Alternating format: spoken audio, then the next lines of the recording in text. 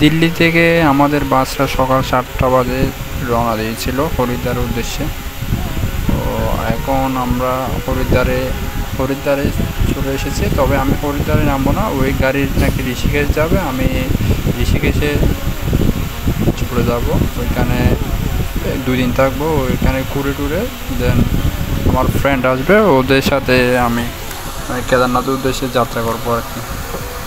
So আমার এটা হচ্ছে হরিদ্বার, এটা হচ্ছে গঙ্গা নদী। অনেক সুন্দর নদীর মাঝখানে ওমের একটা স্ট্যাচু।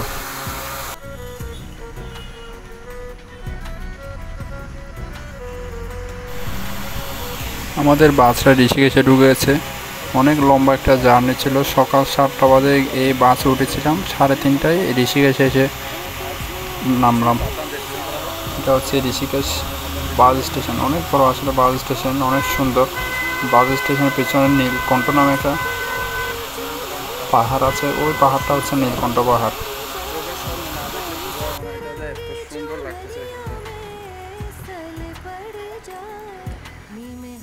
আমি জানি না শীতকালে আসলে কেমন হয় এই ভিউটা, এত সুন্দর।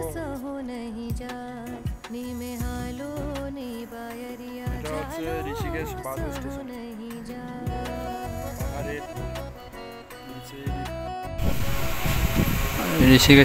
ঋষিকেশে নামার প্রথম কাজটা করলাম একটা রুম বুকিং করা। 2 দিনের জন্য রুম বুকিং করলাম অরবিন্দ লজে।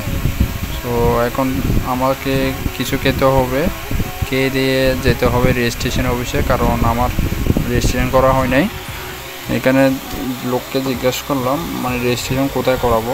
তো ওনারা দেখা দিল মানে সামনে একটু গেলে রেজিস্ট্রেশন অফিস আছে। তাই আমি হালকা একটু নাস্তা করে নিলাম, কারণ অনেক লম্বা একটা জার্নি ছিল, অনেক ক্ষুধা লেগে গেছিলো। তো আমি একটা নুডলসের প্লেট অর্ডার করলাম, এটার দাম হচ্ছে 50 টাকা, ওইখানকার 50 রুপি। অনেক টেস্টি ছিল। খেয়ে দিয়ে বার হলাম রেজিস্ট্রেশনের জন্য। আমি এখন যাচ্ছি চারধাম রেজিস্ট্রেশন করার জন্য। সামনে একটা অফিস আছে চারধাম রেজিস্ট্রেশন করার জন্য। তো গিয়ে দেখি কত লাইন ধরতে হয় রেজিস্ট্রেশনের জন্য। ওকে, এটা হচ্ছে চারধাম রেজিস্ট্রেশন অফিস।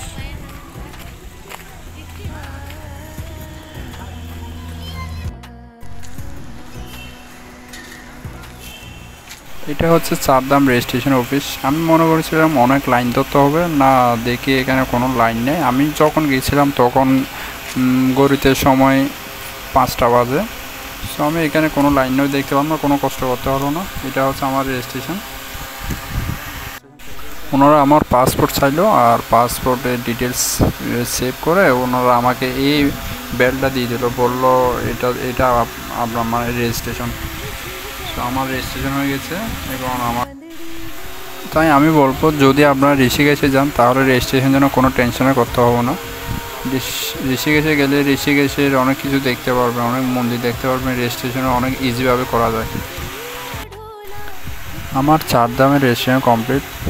এখন আমি বেরিয়ে পড়লাম, একটা টোটো ঠিক করেছে ঋষিকেশের কতগুলো মন্দির দেখার জন্য।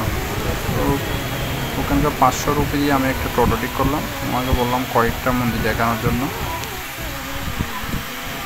তো উনি আমাকে ড্রাইভার মামা বলল এখানে ঋষিকেশে বিশেষ কতগুলো মন্দির আছে, উনি আমাকে ওইগুলোই দেখাবেন। মন্দির দেখার জন্য যখন বের হলাম তখন একটু বৃষ্টি পড়ছিল। এটা হচ্ছে তিরুপতি মন্দির, অনেক সুন্দর আসলে। কিন্তু এখানে বাইরে থেকে ক্যামেরা করা যায়, কিন্তু ভিতরে কোনো মন্দিরে আসলে ক্যামেরা নিয়ে ছবি তুলতে দেয় না, এটা একটা সমস্যা। তো আমি বাইরে থেকে এমনি ছবি তুলেছি অনেকগুলো, তো ভিতরে আসলে মোবাইল ঢোকাতে পারি না, বিদায় ছবি তুলতে পারলাম না। আপনাদেরও মন্দিরের ভিতরে মূর্তিগুলো বিভিন্ন কারুকার্য সৌন্দর্য দেখাতে পারলাম না। এটা হচ্ছে রামঝুলা দেখার সময় নিচের দিকে একটা সিঁড়ি ছিল, ওই দিয়ে নামার সময় দেখলাম অনেক পাথর দশে মানে পড়ে গেছে। এখানে আসলে পাহাড় দশটা নিয়মিত, এটা কোনো ব্যাপার না। এটা আসলে এখানকার লোক থেকে জেনে নিলাম এখানে সব সময় বৃষ্টি হলে পাহাড় দর্শন। এটা হচ্ছে গঙ্গা বয়ে গেছে, ওই গঙ্গার উপর হচ্ছে নীলকণ্ঠ পাহাড়।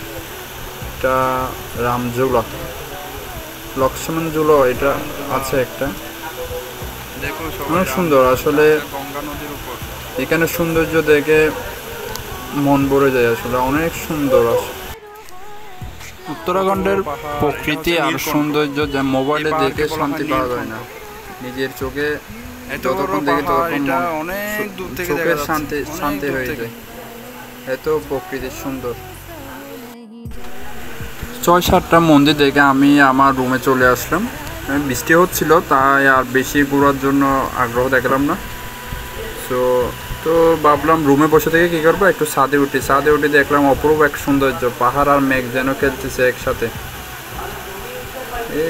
এটা হচ্ছে আপনার ঋষিকেশের বাস স্টেশন। এখান থেকে আপনি বাইক ভাড়া পাবেন, বাইক, বাস, সুইফট কার, এগুলো কেদারনাথ, বদ্রীনাথ যাওয়ার জন্য ভাড়া করতে পারবেন এখান থেকে। এখানে উপরে অনেক বাড়িঘর আছে, কিন্তু রাত্রে হলে বোঝা যায়, লাইট জ্বলে এখানে।